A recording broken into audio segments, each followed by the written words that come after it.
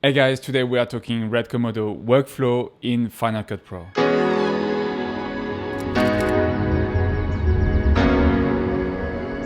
Thank you so much for tuning in, guys. My name is Guillaume and I'm a filmmaker based on the Gold Coast in Australia. I wanted to start by saying thank you so much for the feedback on my previous video of the RED Komodo versus the Sony a7S III. It has been incredible. And I received quite a few questions after posting this video, and a lot of them were around the workflow while editing in Final Cut Pro. So this is what we are going to cover today. You'll see that the process is quite similar to any other camera, except a few things, and I wanted to emphasize on those. Let's jump straight into it. Just to give you the context, I'm using a MacBook Pro. This is the fully spec'd 2019. We are using the latest version of Final Cut Pro at the moment of this video. But before doing anything else, you want to download the Apple RED workflow. You can go directly on the RED website, go ahead and download the latest version and then install it. Please note, if you have not installed the RED Apple workflow, this is not going to work. You won't be able to use the RED footage in Final Cut Pro. Once you have installed the RED Apple workflow, you may need to restart your computer, then you can jump into it. Let's get started. I already created the library. I'm pretty sure you already know how to do that. Then it's very similar to any other project you would do. First thing first, we want to import our footage. Here I already have some footage prepared in that Komodo folder.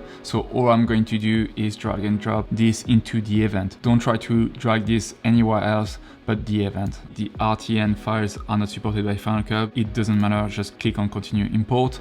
And now we should have our footage just right there. I'm going to drag all that footage in the timeline. So I've got a bunch of different clips with different settings, and to check your settings, you want to go here in the inspector and click on the small eye. Make sure you are in the metadata views extended, and here you can see we have shot that in 6K at 23 frames per second on the timeline at 24 frames per second. That was shot on the slider. This second shot was filmed at 40 frames per second, as you can see here on the shooting rate. This one again at 23. That one was filmed on the gimbal, whereas like the previous two shots were handheld on the Ronin S2. That was shot in low quality, and that was just a low light test I wanted to show you guys. I'll do a more in-depth low light test and review, maybe putting the Sony a7S III, the RED Komodo, and as well the RED Gemini face to face into some low light situation, as a lot of people have been asked on YouTube. And finally, another shot that was handheld at 40 frames per second from my previous video of the Sony a7S III versus the RED Komodo. So sure, you could start editing right away, but one thing I like to do at first is select all my clips and make sure we are in the right color space and using the right gamut. And for this, you want to stay in the inspector. And again, if you don't see the same view than mine, make sure you are in the extended, go all the way at the bottom and click on modify RED raw setting. Here we've got a new window appearing with a bunch of control. And first thing first, you want to make sure your color space, if you are using the IPP2 workflow, is set to red, white, gamut, RGB, and your gamma is log 3G10. Make sure you are using that color space and this gamma, otherwise the LUTs that you are going to download from the RED website won't work, or they won't give the result you want. And then you can obviously change a bunch of raw settings like the ISO, the color temperature. In Final Cut, those controls, flood, shadow, and DRX, I'm not too sure about DRX, but those don't work, as well as the saturation for some reason, but all the other settings can be adjusted. So I'm not going to change anything right now. Another thing I like to do is go directly in the inspector, go into the camera LUT and go choose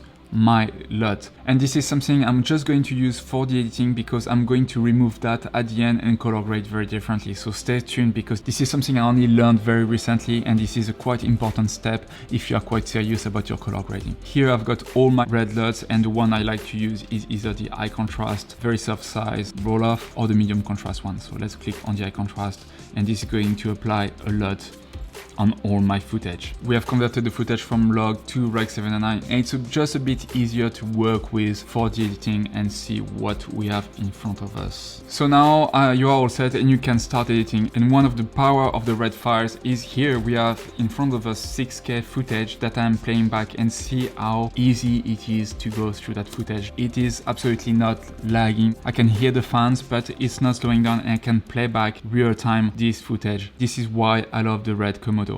In comparison, if you are using the Sony a7S III, you can't do that. The codec is not as friendly and I would need to create proxies. Now, one thing I would do if you know that you are going to work on a fairly large project is I would create proxies anyway. Unless you have a Mac Pro fully spaced last generation, if you start editing a big project, it will slow down. So I would recommend to work with proxies. And to do so, all you need to do is select your footage, right click on it, transcode media, select create proxy media. I like to use ProRes proxy in 1080p. This is good enough to have very fast editing. And now Final Cut is going to convert those files. Then to edit in proxies, all I will need to do is click on the small view icon here and either have proxy preferred or proxy only selected. Proxy preferred means that if you have some clips that are not rendered into proxies, you'll still be able to see them into the timeline. Whereas if you click on proxy only and the clips are not already rendered, you won't be able to play them back. And you see this error message that says missing proxy. So ideally, you would start that before going to bed, let's say, and you leave your computer working all night because it can take some time if you have a lot of clips. And now you're all good to go and edit like any other footage from any other camera. Now let's say you finish your editing and you want to do some color grading, and one of the first thing you would want to do is eventually jump onto the color board or use some color curves and start changing your footage. But that would be a mistake. So what's happening is basically you are doing correction after the Rec 709 LUT has been applied, and it means you are losing a lot of information in between. And so what I would recommend you to do is actually to apply the LUT after. For this, we need to turn off our LUT. So I'm going to select all my clips here and click on none. Now we've got the log image, and eventually now we are going to add the LUT as the last layer. So I'm going to search for my high contrast soft roll off. I'm going to apply the correction, but here I want to make sure to move any adjustments, and this is only for the color correction. Before my custom LUT, I'll be able to adjust everything within, and I'm going to retain a lot more information. It's actually pretty hard to show, but trust me, do a few tests and you'll notice the difference. This is huge, and doing it this way gives you a lot more flexibility. Another way of doing it is to apply an adjustment layer on the top and apply any grade on correction. So what I like to do is actually use one of my correction. I'm just going to pick one and apply that on my adjustment layer, and here I've got a bunch of effects. Now I'm going to go back and search for my camera LUT and apply the camera LUT to the adjustment layer. But before going any further, I'm going to drag this one at the very top. This is where we are going to put our camera LUT. So I'm going to choose my high contrast. Everything looks pretty good to me. Obviously, every clip will need some adjustment. So the way I do it is use the adjustment layer as my overall look. Now, if I want to do any adjustment to that clip, I will go and click individually on each clip and make some inner adjustments. You haven't lost any information on the footage, and anything you do now is applied before that creative LUT or before that camera LUT. And before even going into the color boards or the curves or any tools, I would actually go into the red row settings and adjust my red row settings before doing any further adjustments. My recommendation is to adjust and color correct as much as possible your clip using the raw settings, because this is where you're going to retain the most information, and this is where you're going to have the most latitude to control your footage. It's actually impossible to destroy your footage using the raw data because those are raw data. However, when you start applying color boards, color curves or color wheels to your footage, this is where you start destroying your footage. Another thing I didn't mention is that I'm in a 16:9 timeline and I'm using 17:9 footage. So here you've got different options. Usually I will use the special conform tool to conform my clips so that they fill the whole screen. You won't need to use the scale tool to scale each individual clip, and they will fit your screen. And the good thing of this is that since we are slightly cropped in now, you can move your clips within the boundary. I'm just going to do some adjustments live in front of you, so just you can see that one is a bit dark maybe, and make Raphael appear a bit brighter.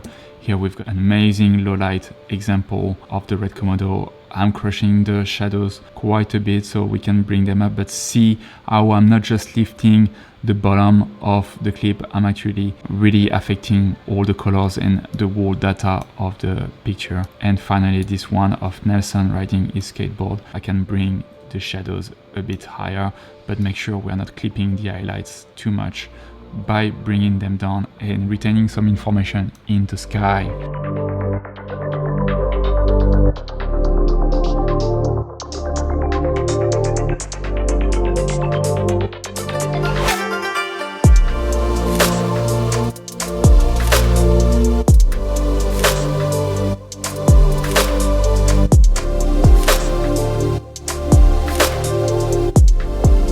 I know this can be a bit confusing, and you would wonder why the Apple engineer would have put that in Final Cut this way so that the camera alert is before. And I guess this is maybe for ease of use if you just want to film and apply the LUT and don't need to do any color grading. In this case, it makes sense to use in the inspector the camera alert. Here you've got a raw clip in 16-bit with a lot of data. If you apply the LUT first, then any correction you will do after on top of this will be on the normalized clip, and which is going to be in a very limited color space. Instead of this, you want to apply your correction on the actual raw clip that has all the metadata, all the information. This also means you can still have the LUT applied, but it needs to be on a layer after. It works exactly the same way in DaVinci, where you would use nodes, and in this case you put the LUT on the last node and apply the correction in the prior nodes. You can still have the LUT applied to see how the final result will look like, but make sure you apply the correction prior that LUT so that you can retain as much information and you have more flexibility. And that's it, guys. If you learned something from this video, please leave a like, consider subscribing,